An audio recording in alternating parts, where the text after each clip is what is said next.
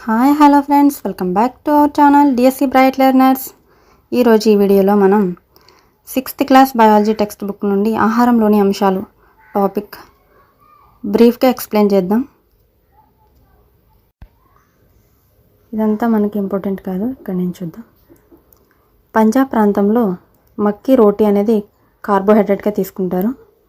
Next rajma kidney బీని proteins కింద తీసుకుంటారు. కూరగాయలు అయితే సాస్ అండ్ సాగ్ ఆవాల ఆకుకూర. నెక్స్ట్ పెరుగు నెయ్యి.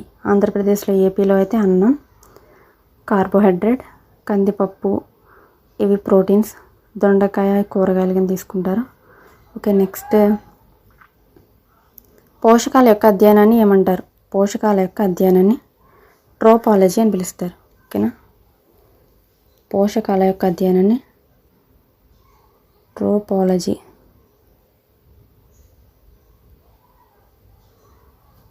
పోషకాల యొక్క అధ్యయనాన్ని ట్రోపాలజీ అని పిలుస్తారు. నెక్స్ట్ ప్రధాన పోషకాలు కార్బోహైడ్రేట్లు, ప్రోటీన్లు, కొవ్వులు, విటమిన్లు, ఖనిజ లవణాలు. వీటిని అదనంగా ఆహారంలో మన శరీరానికి అవసరమయ్యే పీచు పదార్థాలు, నీరు కూడా ఉంటాయి. మన శరీరానికి ఇంకా ఎక్స్ట్రాగా పీచు పదార్థాలు, వాటర్ కూడా కావాలి. నెక్స్ట్ ఈ లెసన్లో ఈ టేబుల్ అనేది చాలా మోస్ట్ ఇంపార్టెంట్ అన్నమాట. ఒక పరీక్ష నాళికలో సగం నీటిని తీసుకొని దానిలో టింక్చర్ అయోడిన్ కొన్ని చుక్కలు కలపడం ద్వారా సజల అయోడిన్ ద్రావణం అనేది తయారవుతుందన్నమాట. ఇది అయోడిన్ సొల్యూషన్. పిండి పదార్థాలకి ఈ టెస్ట్ యూజ్ అవుతుంది. నెక్స్ట్ ప్రోటీన్స్కి అయితే 2 గ్రాముల కాపర్ సల్ఫేట్ను 100 ml వాటర్లో కరిగించడం ద్వారా కాపర్ సల్ఫేట్ ద్రావణం అనేది తయారు చేయవచ్చు. కాపర్ సల్ఫేట్ సొల్యూషన్కి ఎన్ని గ్రామ్స్ అవసరం అని అడగవచ్చు. 2 grams కాపర్ సల్ఫేట్. ఇది మస్ట్ అండ్ ఇంపార్టెంట్ అనమాట. నెక్స్ట్ 10 grams కాస్టిక్ సోడాను 100 ml వాటర్లో కరిగించడం ద్వారా మనకి ఏమో ప్రిపేర్ చేసుకోవచ్చు. కాస్టిక్ సోడా ద్రావణాన్ని తయారు చేయవచ్చు. 10 grams ఏమో కాస్టిక్ సోడాకి, 2 grams ఏమో కాపర్ సల్ఫేట్కి. అలాగే కాస్టిక్ సోడాకి అనదర్ నేమ్ అని అడగవచ్చు. ఓకే, కాస్టిక్ సోడాకి అనదర్ నేము సోడియం హైడ్రాక్సైడ్. ఓకే, లేదా సోడియం హైడ్రాక్సైడ్ అని కూడా అడగచ్చు. 10% సోడియం హైడ్రాక్సైడ్ ద్రావణం 100 ml వాటర్లో కరిగించడం ద్వారా కాస్టిక్ సోడా ద్రావణం అనేది తయారవుతుంది. ఓకే, నెక్స్ట్ పిండి పదార్థాల పరీక్షకి మనం ఏం అవసరం అవుతుంది? నెక్స్ట్ పిండి పదార్థాల పరీక్షకి కొద్ది పరిమాణంలో ఆహార పదార్థం లేదా ముడి పదార్థం తీసుకోండి. దానికి 2-3 చుక్కల సజల అయోడిన్ ద్రావణం వేయండి. దానికి సజల అయోడిన్ ద్రావణం వేసిన తర్వాత రంగులో ఏదైనా మార్పు ఉందేమో చూడాలి. అది బ్లూ, బ్లాక్, నీలి నలుపు రంగులోకి వచ్చిందంటే అది ఏమున్నట్టు? పిండి పదార్థం ఉన్నట్టు. ఓకే, బ్లూ బ్లాక్ కలర్లోకి వస్తే అది పిండి పదార్థం ఉన్నట్టు అయోడిన్ సొల్యూషన్లో. Iodine test. Next proteins test చూద్దాం. ప్రోటీన్ల పరీక్ష కోసం కొద్ది మొత్తంలో ఆహార పదార్థాన్ని తీసుకోవాలి. దాన్ని కొంచెం పొడిగా నూరడం చేయాలి. కొంచెం తీసుకున్న తర్వాత ఒక శుభ్రమైన పరీక్ష నాళికలో 10 drops వాటర్ యాడ్ చేసి పరీక్ష నాళికను బాగా షేక్ చేయాలన్నమాట. 10 చుక్కల నీరు తీసుకుని పరీక్ష నాళికను బాగా కలపండి. నెక్స్ట్ ఇప్పుడు డ్రాపర్ను ఉపయోగించి 2 చుక్కల కాపర్ సల్ఫేట్ ద్రావణం, 10 చుక్కల కాస్టిక్ సోడా ద్రావణం, 10 చుక్కల కాస్టిక్ సోడా ద్రావణం అనేది వేయాలి. ఇప్పుడు బాగా కలిపిన తర్వాత మనకి ఏ కలర్లో ఫామ్ అవుతుందంటే, ఒకవేళ ప్రోటీన్ ఉంటే తీసుకున్న పదార్థంలో ఊదా రంగులోకి మారుతుంది అనమాట. ఊదా రంగులోకి మారితే దాంట్లో ప్రోటీన్ ఉందన్నది అర్థం. ఓకే, ఈ వీడియో యూజ్ అయితే ఖచ్చితంగా లైక్ చేసి, షేర్ చేసి, సబ్స్క్రైబ్ చేసుకోండి. ఇప్పుడు ఒక టేబుల్ చూద్దాం. ఇక్కడ ఇచ్చిన టేబుల్ ఆహార పదార్థం. పచ్చి బంగాళదుంపలో ఏముంటుందని అడుగుతున్నాడు. బంగాళదుంపలో స్టార్చ్ పిండి పదార్థం అనేది ఉంటుంది. పాల్లో ప్రోటీన్స్ అనేవి ఉంటాయి. ఆయిల్స్లో వేరుశనగలో కొవ్వులు అనేవి ఉంటాయి. అలాగే బియ్యంలో ఏముంటుంది? ఆల్మోస్ట్ అందరికీ తెలుసు, స్టార్చ్ ఉంటుంది. వండిన అన్నంలో కూడా స్టార్చ్ అనేది ఉంటుంది. ఎండు కొబ్బరిలో ప్రోటీన్స్ అనేవి ఉంటాయి అన్నమాట. కందిపప్పులో కూడా ప్రోటీన్స్. వండిన పప్పులోనైనా కందిపప్పులోనైనా ప్రోటీన్స్ ఉంటాయి. కూరగాయ ముక్కల్లో కూడా ప్రోటీన్స్, పండ్లలో కూడా ప్రోటీన్స్. ఉడికించిన గుడ్డు తెల్లని భాగం ఇది కూడా ప్రోటీన్స్ అనేవి ఉంటాయన్నమాట. ఇలా కూడా అడగచ్చు.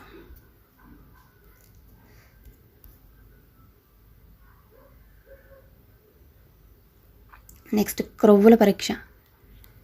కొద్ది పరిమాణంలో ఒక ఆహార పదార్థాన్ని తీసుకోండి. దానిని కాగితం చుట్టి నలపండి. ఆ కాగితం చిరిగిపోకుండా జాగ్రత్త పడండి. ఆ కాగితానికి కనుక ఆయిల్ అంటుకుంటుంది, దాంట్లో కొవ్వులు ఫ్యాట్స్ ఉన్నాయని అర్థం అనమాట. ఓకే, దీనికి ఏం పెద్ద ఇబ్బంది పడాల్సిన అవసరం లేదు. నెక్స్ట్ విటమిన్స్ చూద్దాం. మనం పిండి పదార్థాన్ని మాంసకృత్తులు, కొవ్వులు అనే 3 పోషకాల కోసం ఆహార పదార్థాలుగా పరీక్షిస్తాం. అవే కాకుండా అవే ఉన్నాయా, ఇంకేం లేవా? వేరే కూడా ఉన్నాయి. విటమిన్స్, ఖనిజ లవణాలు, ఇవి కూడా పోషకాలు అన్నమాట. విటమిన్స్, ఖనిజ లవణాలు ఇవి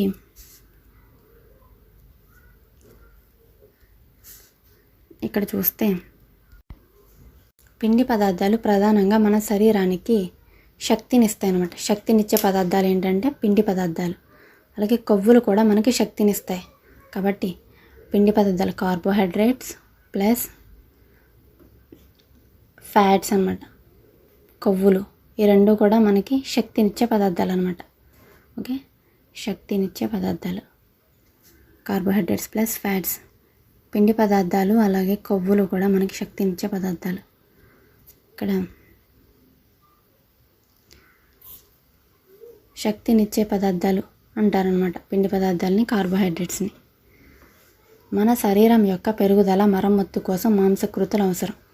బాడీని రిపేర్ చేయడానికి, మన బాడీ అనేది గ్రోత్ జరగడానికి మనకి ఏది యూజ్ అవుతుందంటే ప్రోటీన్స్ అనేవి యూజ్ అవుతుందన్నమాట. కాబట్టి ప్రోటీన్స్ని, మాంసకృతుల్ని మనం ఏమని పిలుస్తాం? బాడీ బిల్డింగ్ ఫుడ్స్ అని పిలుస్తాం అన్నమాట. ఇక్కడ చూడండి, మనకి ఇక్కడ పిక్చర్లో పిండి పదార్థాలు లభించే వనరుల్ని ఇక్కడ పిక్చర్లో ఇచ్చాడు. ఇక్కడ 10 ఉన్నాయి. ఇక్కడ 10 థింగ్స్ ఇచ్చాడు. టెక్స్ట్ బుక్ బేస్డే మనకు అడుగుతాడు, బయట నుంచి ఏమి అడగడు. ఇక్కడ మనకి తృణధాన్యాలు చూస్తే గోధుమలు, బియ్యం, సజ్జలు, మొక్కజొన్న 4 ఉన్నాయి. ఈ 4 కూడా మనకి పిండి పదార్థాలనే ఉంటాయి. ఓకేనా? బియ్యము, సజ్జలు, గోధుమలు, మొక్కజొన్న. నెక్స్ట్ చిలకడ దుంప, బంగాళదుంప. ఈ 2 కూడా వెజిటేబుల్స్ కదా. చిలకడ దుంప, బంగాళదుంప ఈ 2 కూడా మనకి పిండి పదార్థాలు ఉంటాయి. నెక్స్ట్ ఫ్రూట్స్ చూస్తే చెరకు, బొప్పాయి, పుచ్చకాయ, మామిడికాయ. ఇది మామిడికాయ పండిన మామిడి. ఓకే, పండిన మామిడిలో కూడా మనకి పిండి పదార్థాలనే ఉంటాయి. మనం ఎలా 10 గుర్తుపెట్టుకుంటే చాలా ఈజీ. బియ్యము, గోధుమలు అలాగే బంగాళదుంప ఈ 3 కూడా ఈజీగా గుర్తుంటాయి మనకి పిండి పదార్థాలని. రిమైనింగ్ కొంచెం కష్టం కదా. బొప్పాయి, చెరకు, మామిడి, మొక్కజొన్న ఈ 10 ఈ ప్రోడక్ట్స్లో మాత్రం మనకి పిండి పదార్థాలనే ఉంటాయి.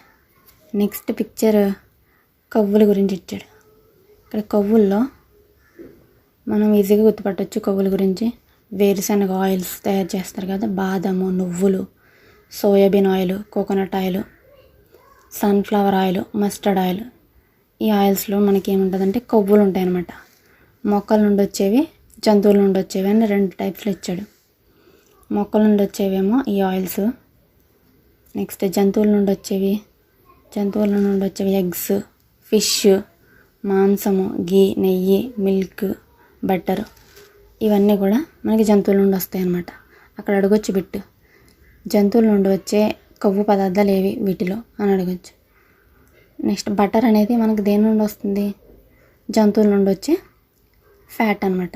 Okay, next coconut, mustard, soybean ఈ ఆయిల్స్ అన్నీ కూడా ప్లాంట్స్ నుండి వస్తాయి. నెక్స్ట్ ప్రోటీన్స్ గురించి చూద్దాం. నెక్స్ట్ ప్రోటీన్స్లో లభించే వనరులు ఏంటి? పప్పులు ఉంటాయి కదా, పప్పు ధాన్యాలు, బఠానీ, సోయా చిక్కుడు, బఠానీ, శనగలు, పెసలు, కందిపప్పు, చిక్కుడు ఇవన్నీ కూడా మనకి ప్రోటీన్స్ అన్నమాట. నెక్స్ట్ ఇవి ప్లాంట్స్ నుండి వస్తాయి. మా జంతువుల నుండి వచ్చేవి ఏంటంటే మీట్, మాంసము, చేపలు, పన్నీరు, గుడ్లు, మిల్క్ ఇవన్నీ కూడా మనకి ప్రోటీన్స్, జంతువుల నుండి వచ్చే ప్రోటీన్స్ అన్నమాట. నెక్స్ట్ విటమిన్స్ గురించి కూడా పిక్చర్లో ఇచ్చాడు, చూద్దాం. ఇక్కడ విటమిన్ ఏ ఉండే ఫ్రూట్స్ మామిడి, బొప్పాయి, క్యారెట్, అలా మిల్క్, ఫిష్ ఆయిల్. మనకి మిల్క్ అనేది చాలా చోట్ల వస్తుంది, మిల్క్ అనేది అంత ఈజీ కాబట్టి అడగరు. నెక్స్ట్ బొప్పాయిలో కార్బోహైడ్రేట్స్ ఉంటాయి, అలాగే విటమిన్ ఏ కూడా ఉంటుంది. అలాగే మామిడిలో కూడా విటమిన్ ఏ, కార్బోహైడ్రేట్స్ కూడా ఉంటాయి అన్నమాట.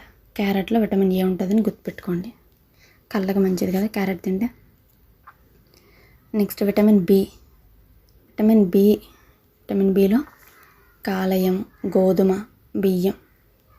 బియ్యం అనేది మనకి కార్బోహైడ్రేట్లో వస్తుంది, అలాగే విటమిన్ బిలో కూడా వస్తుంది.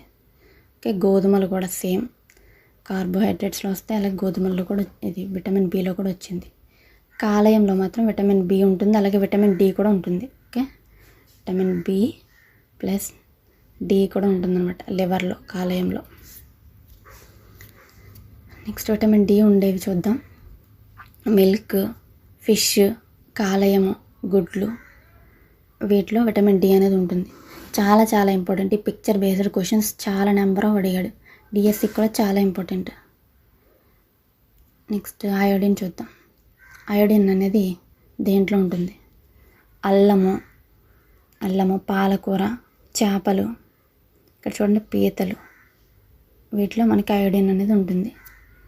నెక్స్ట్ భాస్వరం చాలా ఇంపార్టెంట్. పచ్చిమిర్చి, అరటిపళ్ళు, మనకి మిల్క్, ఇక్కడ రైస్ ఇచ్చాడు. నెక్స్ట్ గోధుమలు ఇచ్చాడు అనమాట. నెక్స్ట్ వీటిలో మనకి ఫాస్ఫరస్ అనేది ఉంటుంది. నెక్స్ట్ ఐరన్ దేంట్లో ఉంటుందంటే ఇక్కడ చూస్తే యాపిల్, పాలకూర, పియరు, అలాగే లివరు, వీటిలో ఐరన్ అనేది ఉంటుందన్నమాట. నెక్స్ట్ కాల్షియం దేంట్లో ఉంటుంది? మిల్క్, ఎగ్స్, గుడ్లు, పాలు, దీంట్లో కాల్షియం అనేది మనకి పుష్కలంగా దొరుకుతుంది. పిక్చర్ బేస్డ్ క్వశ్చన్స్ చాలా ఇంపార్టెంట్, ఒకసారి నెంబర్ ఆఫ్ టైమ్స్ చదవడానికి ట్రై చేయండి. నెక్స్ట్ మనం తీసుకునే ఫుడ్లో పిండి పదార్థాలు అనేవి అంటే కార్బోహైడ్రేట్స్ అనేవి ఎంత పర్సంటేజ్ ఉంటుంది? కార్బోహైడ్రేట్స్ అనేవి 60% అనేవి ఉంటుందన్నమాట కార్బోహైడ్రేట్స్. ఎందుకంటే తక్షణ శక్తిని ఇస్తాయి పిండి పదార్థాలు అనేవి, వెంటనే శక్తిని అనేవి ఇస్తాయి. నెక్స్ట్ ప్రోటీన్స్ అనేవి ఎంత పర్సంటేజ్ ఉంటాయంటే 15% తీసుకోవాలి మనం, 15% తీసుకోవాలి. దానివల్ల ప్రోటీన్స్ మనకి కణాలు మరమ్మత్తు చేయడానికి, శరీర నిర్మాణం జరగడానికి, పెరుగుదలకి ప్రోటీన్స్ అనేవి యూజ్ అవుతాయి అన్నమాట. నెక్స్ట్ ఫ్యాట్స్, కొవ్వులు అనేవి 25% ఉండాలి, 25% తీసుకోవాలి. ఎందుకు? ఇవి శక్తిని నిల్వ చేస్తాయి అన్నమాట. మనం ఏదైనా ఉపవాసాలు చేసినప్పుడు మనకి స్టోర్లో ఉన్న ఫుడ్, నిల్వ చేసిన ఫుడ్ని మనం యూజ్ చేసుకుని కొంచెం ఫిట్గా ఉండడం కోసం యూజ్ అవుతుంది. నెక్స్ట్ మనం ఇక్కడ చర్మం, కళ్ళను ఆరోగ్యంగా ఉంచుతుంది ఏంటంటే విటమిన్ ఏ అనేది కళ్ళని, చర్మాన్ని ఆరోగ్యంగా ఉంచుతుంది. విటమిన్ సి అనేది వ్యాధుల బారిన పడకుండా మనకి ప్రొటెక్షన్ అనేది ఇస్తుంది. విటమిన్ డి ఏం చేస్తుంది? ఎముకలు, దంతాలు, కాల్షియం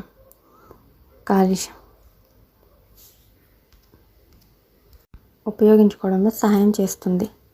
నెక్స్ట్ మనకి మినరల్స్ ఏ విధంగా యూజ్ అవుతాయి? మన శరీరానికి తక్కువ మోతాదులో అవసరం అవుతాయి అన్నమాట మినరల్స్ అనేవి. ఇక్కడ చూడండి, కార్బోహైడ్రేట్స్ని మనకి బియ్యాన్ని కార్బోహైడ్రేట్ సమృద్ధి ఆహార వనరు అని పిలుస్తారు. దేనిని? బియ్యంలో మనకి కార్బోహైడ్రేట్ అనేది పుష్కలంగా ఉంటుంది. అదేవిధంగా ఆహారంలో ఉండే పీచు పదార్థాలను ఏమంటారు? RFAs అని పిలుస్తారు. ఆహారంలో ఉండే పీచు పదార్థాలని ఏమని పిలుస్తారు? RFAs అని పిలుస్తారు. మన ఆహారంలో పీచు పదార్థాలు ప్రధానంగా మొక్కల ఉత్పత్తుల నుండి లభిస్తాయి. ఫర్ ఎగ్జాంపుల్ పప్పులు, తృణధాన్యాలు, బంగాళదుంపలు, ఫ్రెష్ ఫ్రూట్స్, తాజా కాయగూరలు, వీటిలో మనకి పీచు పదార్థాలనే ఉంటాయి. మరి పీచు పదార్థాలు అంటే అవి కూడా ఒక పోషకాలా అని మీరు అడగచ్చు. పీచు పదార్థాలు అంటే అవి మన శరీరానికి ఎటువంటి పోషకాలను అందించవు, కానీ అవి ఏం చేస్తాయంటే మన ఆహారానికి బరువుని చేకూరుస్తాయి అన్నమాట. మన తిన్న ఆహారాన్ని బరువుగా చేయడానికి యూజ్ అవుతాయి. దానివల్ల మోషన్ అనేది ఫ్రీగా జరుగుతుందన్నమాట. ఇది మన శరీరం నుండి జీర్ణం కాని ఆహార పదార్థాలను తొలగించడంలో సహాయపడుతుంది. ఏంటది? రఫీస్, పీచు పదార్థాలు. అవి దేంట్లో ఉంటాయి కూడా మనం చెప్పుకున్నాం. అలాగే నేను ఒక క్వశ్చన్ వేయాలనుకుంటున్నాను. వేడి చేస్తే కోల్పోయే విటమిన్ ఏది? వేడి చేస్తే కోల్పోయే విటమిన్ ఏది? దీనికి ఆన్సర్ తెలిస్తే కామెంట్ చేయండి. మనం సమపాలల్లో కనుక ఫుడ్ అనేది తీసుకోకపోతే 60% ఆఫ్ పిండి పదార్థాలు, 25% ఆఫ్ ఫ్యాట్స్, 15% ఆఫ్ మాంసకృతులు తీసుకోకపోతే మనకి ఏం జరుగుతుంది?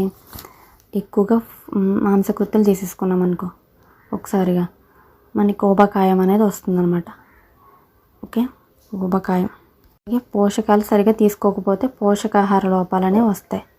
మనకి మెరస్మస్ తెలుసు కదా.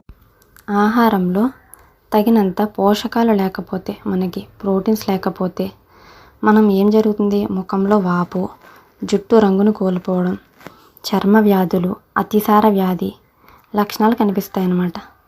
ఆహారంలో చాలా కాలం పాటు పిండి పదార్థాలు plus proteins, carbohydrates plus proteins, ఈ రెండింటి లోపం వల్ల వచ్చే వ్యాధిని ఏమని పిలుస్తారు?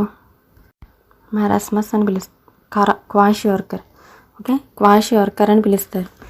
కార్బోహైడ్రేట్స్ ప్లస్ ప్రోటీన్స్ ఈ రెండింటి లోపం వల్ల వచ్చే వ్యాధిని ఏమంటారు? క్వాషియోర్కర్ అంటారు.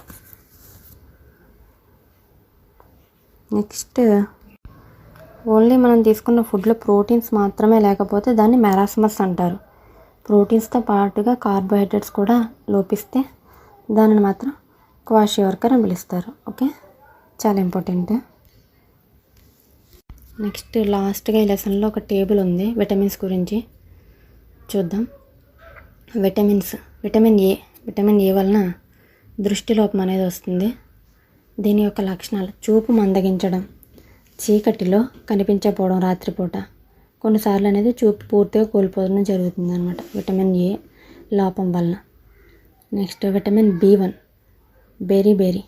విటమిన్ B1 బలహీనమైన కండరాలు మరియు పనిచేయడానికి శక్తి సరిపోకపోవడం అనేది జరుగుతుంది. విటమిన్స్ గురించి నేను ఒక వీడియో చేసి పెట్టాను, వీలైతే మాక్ టెస్ట్ అది అటెండ్ చేయండి. నెక్స్ట్ విటమిన్ సి, స్కర్వీ అనేది వస్తుందన్నమాట విటమిన్ సి లోపం వల్ల. పంటి చిగుళ్ళలో రక్తస్రావం, గాయాలు మానడానికి ఎక్కువ సమయం తీసుకోవడం జరుగుతుంది. విటమిన్ డి వలన రికెట్స్, ఎముకలు మృదువుగా అవ్వడం, వంగిపోవడం జరుగుతుంది. లక్షణాలు స్కర్వీ యొక్క రికెట్స్ యొక్క లక్షణాలు. నెక్స్ట్ కాల్షియం, ఎముకలు దంతక్షయం అనేది జరుగుతుందన్నమాట లోపం. లక్షణాలు అయితే బలహీనమైన ఎముకలు, దంతక్షయం అనేది ఏర్పడుతుంది. అయోడిన్ వలన మనకి గాయటర్ వ్యాధి వస్తుంది. సాధారణంగా గాయటర్ తెలుసు కదా, మెడలోని గ్రంథులు వాచి ఉన్నట్లు కనిపించడం, పిల్లల్లో మానసిక వైకల్యం అనేది కలుగుతుంది. ఐరన్ లోపం వలన రక్తహీనత, ఎనీమియా అనేది జరుగుతుంది. నీరసం అనేది వస్తుందన్నమాట. Okay, thank you. వీడియో నచ్చితే లైక్ చేసి, షేర్ చేసి, సబ్స్క్రైబ్ చేసుకోండి. Thank you.